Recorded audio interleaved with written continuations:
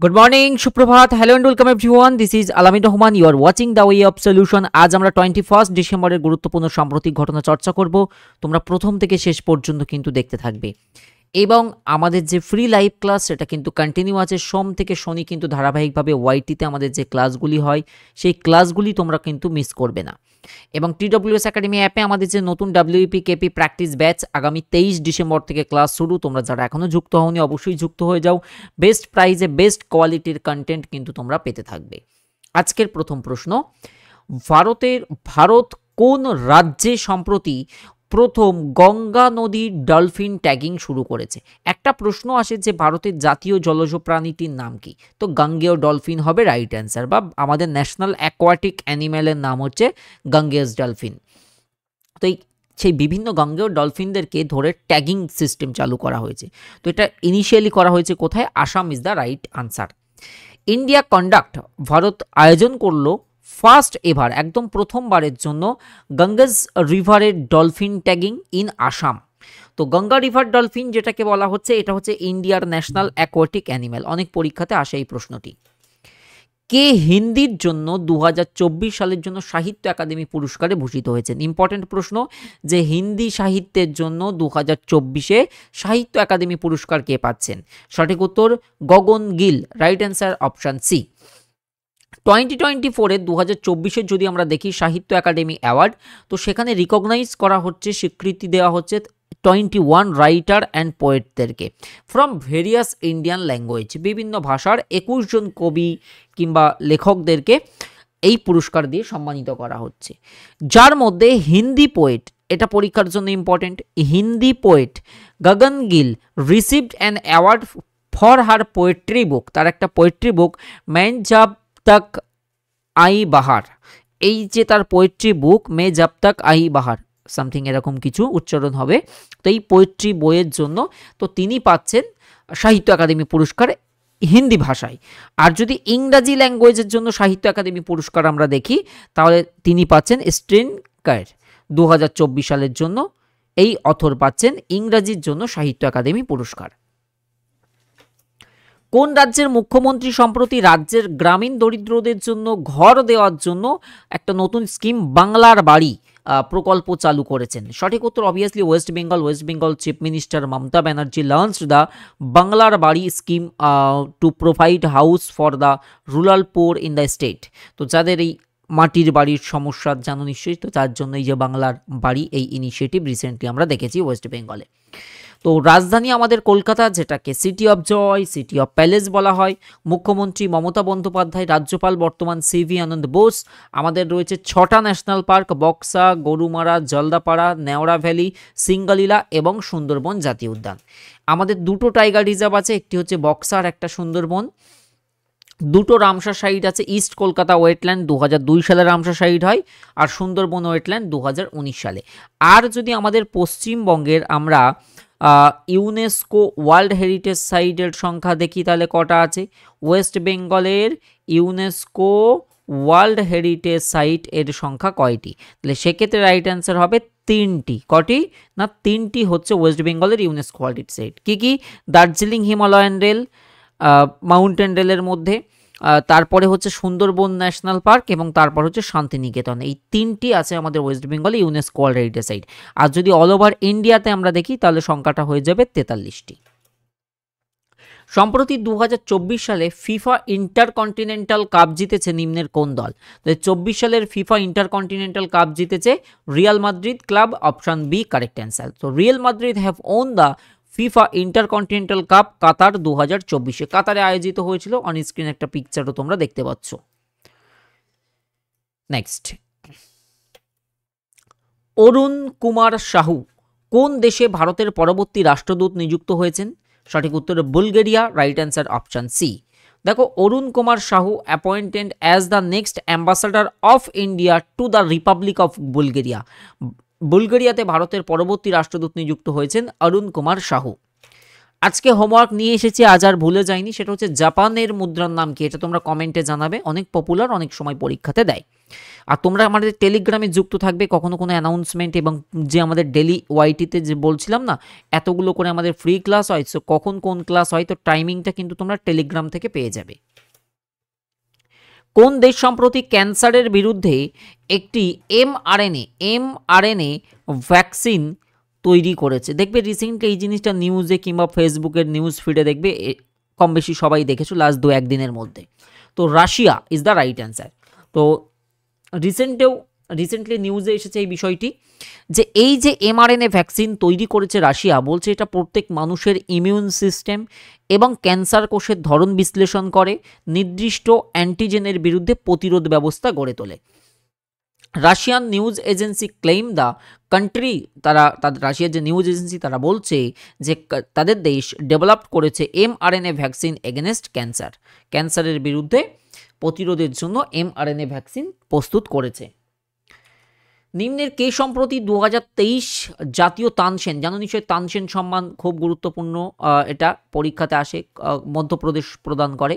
তো এবছর, এর আগে এক সময় সতীশ ব্যাস পেয়েছিলেন, এবছর হলেন পণ্ডিত স্বপন চৌধুরী। সো রিনিউল তবলা, তিনি একজন তবলা বাদক, ওকে, পণ্ডিত স্বপন চৌধুরী ফ্রম কলকাতা থেকে তিনি রিসিভ করছেন ন্যাশনাল তানসেন সম্মান 23, the highest national music honour in the Indian classical মিউজিকের জগতে। মধ্যপ্রদেশের সংস্কৃতি বিভাগ প্রতি বছর এই পুরস্কার আয়োজন করে, বিশেষ করে গোয়ালিয়রে, মধ্যপ্রদেশের গোয়ালিয়রে তানসেন সমারোহ অনুষ্ঠান হয়, সেই তানসেন সমারোহের সময় কিন্তু এই পুরস্কার প্রদান করা হয়ে থাকে। সীমান্তে বলতে আমাদের কি বোঝাচ্ছে? বর্ডার এরিয়াতে। সীমান্তে বলতে আমাদের কি? বর্ডার অঞ্চলে। তো সীমান্তে দেশের প্রথম সৌরগ্রাম হয়ে ইতিহাস তৈরি করেছে কোন রাজ্যের? মাসালি ভিলেজ। দেখো আমরা মাধেরা পড়েছি, মাধেরাও গুজরাতে, তো এটাও গুজরাতের। তো বেসিক্যালি মাসালি ভিলেজ ইন গুজরাতের এই মাসালি ভিলেজ সম্প্রতি হিস্ট্রি ক্রিয়েট করেছে, কারণ এটাই হচ্ছে আমাদের দেশের first solar village on the border এরিয়ায় অবস্থিত প্রথম কোনো গ্রাম যেটা ফুললি সোলার ভিলেজ হলো। ওকে, তো এটা একটা important news, right answer option C. Asian যুব ও জুনিয়র ভারোত্তোলন মানে ওয়েট লিফটিং এর সঙ্গে একজন বিখ্যাত নাম বলো? মীরাবাই চানু, ওয়েট লিফটার। 2024 এই চ্যাম্পিয়নশিপ আয়োজিত হচ্ছে কোথায়? দোহা। মানে কোথায় হয়ে যাবে? দোহা মানে কি বলতো? কাতার। দোহা কাতারে অবস্থিত। 2024 Asian youth and junior weight lifting championship will be held in Doha Qatar from December 19 to 25 এর মধ্যে কিন্তু আয়োজিত হবে। নিম্নের কাকে জানো রিসেন্টলি ভারতে প্রথমবারের জন্য আয়োজিত হচ্ছে খোখো ওয়ার্ল্ড কাপ? হ্যাঁ, kho kho world cup first time আয়োজিত হচ্ছে। তো এই প্রথম আসন্ন যে খোখো বিশ্বকাপ, তার ব্র্যান্ড অ্যাম্বাসাডার কাকে করা হয়েছে রিসেন্টলি? সলমান খানকে। Bollywood star Salman Khan has been appointed as the brand ambassador for inaugural উদ্বোধনী যে খোখো ওয়ার্ল্ড কাপ হচ্ছে এবং যেটা নিউ দিল্লিতে বসছে 13 জানুয়ারি থেকে 19 জানুয়ারি 2025-এ। তোমাদেরকে একটা কথা বলে রাখি, আগামী 25 তারিখ থেকে আমার সিএ ক্লাস একটু হ্যাম্পার্ড হবে, একটু আমি 4 দিনের জন্য বেরোচ্ছি। 25 তারিখ থেকে ওদিকে মোটামুটি 30 তারিখ ধরে নাও, তো 31 এমনি আমাদের অফিস বন্ধ থাকে, একেবারে 2রা জানুয়ারি থেকে দেখা হবে। এরপর 25 তারিখ অবধি পাবে, তারপর 2রা জানুয়ারি থেকে হোপফুলি ক্লাস কন্টিনিউ হবে। যদি কোনো স্যারের পেইড ব্যাচের ক্লাস এর মধ্যে পড়ে যায় তো সেটা রিশিডিউল হবে। জেনারেলি হয় না, বছরের আমরা কখনো ছুটি রাখি না, জেনারেলি নিশ্চয়ই যারা আমাদের সাথে কানেক্টেড, ওই বছরের লাস্ট উইকে গিয়ে আমাদের একটু ছুটি নিই আমরা সবাই। তো 2 জানুয়ারিতে আবার ব্যাক করা হবে। জেনারেলি আমরা 25 তারিখ থেকে আমরা কয়েকজন নিচ্ছি, আর আমাদের অফিস ক্লোজ থাকবে হচ্ছে 28 তারিখ বোধ হয়। হ্যাঁ, 28 তারিখ থেকে ওদিকে 1 জানুয়ারি অবধি পুরো অফিস শাটডাউন থাকবে। তো এর মাঝখানে কোনো স্যারেরই কোনো ক্লাস হওয়ার কথা না আপাতত। তারপরে যদি কোনো প্ল্যানিংয়ে চেঞ্জেস হয় আমি আপডেট দেবো। এটার একটা নোটিশও যাবে, যদিও চিন্তার কারণ নেই। আর 23 তারিখ থেকে যে ব্যাচ শুরু হচ্ছে হবে, অসুবিধা নেই। যদি ওই তারিখের মধ্যে কারো কোনো ক্লাস পড়ে ওটা পোস্টপন্ড হবে, চিন্তার কারণ নেই, সব হয়ে যাবে আবার। চলো শুরু করছি। ব্যাচ নিয়ে কিছু বলবো না, শুধু একটাই কথা বলবো, আগামী 23 তারিখ থেকে যেহেতু আমাদের নতুন ক্লাস শুরু, তো যারা এখনও জয়েন করোনি নিঃসন্দেহে জয়েন করে নাও। খুব ভালো ব্যাচ হবে, কারণ নতুন ব্যাচ তো আমরা অনেক আশা নিয়ে পড়ানোর প্ল্যান করেছি আর কি। কুইক রিভিশন স্টার্ট হচ্ছে। আর বইয়ের স্টক নিয়ে খোঁজ করেছিলে, বইয়ের stock available, WEPKP success guide তোমরা TWS একাডেমি অ্যাপ থেকে অর্ডার করে নেবে। জাস্ট প্রাইস হচ্ছে 380। এটার মাধ্যমে তুমি কিন্তু অঙ্ক রিজনিংয়ের যত যা সেট আছে সমাধান পেয়ে যাবে। টোটাল এই বইতে তোমাদের 3300 প্লাস MCQs কিন্তু রয়েছে, 3300 প্লাস। ভারতের স্বপ্নিল কুশলে 2024 গ্রীষ্মকালীন অলিম্পিকে পুরুষদের 50 মিটার রাইফেল 3 পজিশন শুটিং ইভেন্টে কোন পদক জিতেছিলেন? সঠিক উত্তর ছিল ব্রোঞ্জ পদক। আচ্ছা, স্বপ্নিল কুশলে কিসের সাথে যুক্ত? শুটিং, তিনি একজন শুটার। ওকে, তো ইন্ডিয়ান শুটার স্বপ্নিল কুশলে তিনি ব্রোঞ্জ মেডেল জিতেছিলেন প্যারিস অলিম্পিকে, এবং he has become the first Indian shooter to win an Olympic medal in the men's 50 metre rifle 3 position ইভেন্টে। তো তিনিই কিন্তু প্রথম ছিলেন। সম্প্রতি কোন টাইগার রিজার্ভে শক্তি তৈরি করতে একটি এয়ার টারবাইন স্থাপন করা হয়েছে? সঠিক উত্তর পেরিয়ার। পেরিয়ার মানে কোথায়? কেরালাতে পড়বে, তাই না? পেরিয়ার টাইগার রিজার্ভ কেরালাতে পড়বে। তারা একটা সিগনিফিকেন্ট স্টেপ নিয়েছে, তারা ইনস্টল করছে মানে বসাচ্ছে a wind turbine power. Okay, real time monitor camera, wifi, তার জঙ্গলে যে সমস্ত এর মধ্যে যে ওয়াইফাইগুলো থাকে, ক্যামেরাগুলো থাকে, তাতে পাওয়ার দেওয়ার প্রয়োজন হয়। তো যে কারণে কিন্তু এই এয়ার টারবাইন থেকে যে পাওয়ার জেনারেট হবে সেটা দিয়ে কিন্তু কাজ চলে যাবে। তরঙ্গ শক্তি ভারতের বৃহত্তম বহুজাতিক মানে মাল্টি ন্যাশনাল, অনেকগুলো দেশ অংশগ্রহণ করে যখন একটা হয় বাইল্যাটারাল দ্বিপাক্ষিক, দেখবে এটা হচ্ছে বহুজাতিক মানে মাল্টি ন্যাশনাল যখন পার্টিসিপেট করে। তো এই বিমান মহড়াটা কোথায় শুরু হয়েছে? তামিলনাড়ুতে। বেসিক্যালি এটা দুটো ফেজ ছিল। ইন্ডিয়া উইল হোস্ট, ভারতই হোস্ট করেছিল ফার্স্ট এবার মাল্টি ন্যাশনাল এয়ার এক্সাইজ তরঙ্গ শক্তি 2024 তামিলনাড়ু। তো এটার যে ফার্স্ট ফেজ আগস্টে হয় তামিলনাড়ুতে, আর সেকেন্ড ফেজ একটা হয় সেটা রাজস্থানে হয় আগস্ট সেপ্টেম্বরের মধ্যে যোধপুরে। যোধপুর আমাদের ব্লু সিটি বলা হয়ে থাকে, জয়পুরকে পিঙ্ক সিটি বলা হয়ে থাকে। নোয়া লাইন্স যিনি প্যারিস অলিম্পিকে পুরুষদের 100 মিটার স্প্রিন্টে গোল্ড মেডেল জিতেছিলেন, তিনি কোন দেশের একজন দৌড়বিদ? কোন দেশের দৌড়বিদ? সঠিক উত্তর হয়ে যাবে USA। আমেরিকান স্প্রিন্টার, আমি যদি খুব না ভুল করে থাকি, আমি রিসেন্ট মিস্টার বিস্টের একটা ভিডিও দেখছিলাম, সেখানে এই অ্যাথলিটটি এসেছিলেন, আমি যদি খুব না ভুল করে থাকি। তো American sprinter Noah Lyles won gold medal in men's 100 meter sprint at 2024 Paris Olympic. Paris Olympic 2024-এ কোন খেলায় ভারত? দেখো আমাদের 2020-তে টোকিও অলিম্পিকে আমাদের পদক সংখ্যা ছিল 7, এবছর একটাও গোল্ড আসেনি এবং সংখ্যাটা ড্রপ হয়েছে একটা। 2024-এ আমাদের টোটাল মেডেল এসছে 6, মনে থাকবে। তো শুটিং ফিল্ড থেকে সবচেয়ে বেশি মেডেল এসছে। ভারত 6টা মেডেল জিতেছে, যার মধ্যে একটা সিলভারটা তাও নীরজ চোপড়া জিতেছেন, আমাদের জ্যাভলিন থ্রোয়ার। এর আগে টোকিওতে তিনি গোল্ড জিতেছিলেন, এবারে তিনি সিলভার জিতেছেন। 5টা ব্রোঞ্জ চলে এসছে আর একটা মাত্র সিলভার। এই সব মিলে আমরা দেখলাম শুটিং ফিল্ড থেকেই 3টে হচ্ছে, টোটাল 6টার মধ্যে 3টে শুটিং ফিল্ড থেকে পার্টিকুলার। এই কারণেই শুটিং ফিল্ড সব থেকে বেশি এবারে ইম্পর্টেন্ট। বিশ্ব সিংহ দিবস ওয়ার্ল্ড লায়ন ডে হচ্ছে তোমার 10ই আগস্ট। ওয়ার্ল্ড লায়ন ডে 10 বছর, বিশ্ব সিংহ দিবস। মূলত সিংহ সম্পর্কে সচেতনতা, তাদের সুরক্ষা, তাদের কিভাবে সংরক্ষণ করা যেতে পারে, এই সম্পর্কে অ্যাওয়ারনেস ক্রিয়েট করার জন্যই এই দিবসটি পালিত হয় প্রতি বছর। বর্ডার সিকিউরিটি ফোর্স বা সংক্ষেপে BSF, এই এবারে আমাদের অনেকগুলো ছাত্র সিলেক্ট হয়েছে। তো BSF এর ডাইরেক্টর জেনারেল হিসেবে কে দায়িত্ব নিয়েছেন সম্প্রতি? সঠিক উত্তর Daljit Singh Chowdhury. Director general of সশস্ত্র সীমা বলের ডাইরেক্টর জেনারেল ছিলেন SSB দলজিৎ সিং চৌধুরী।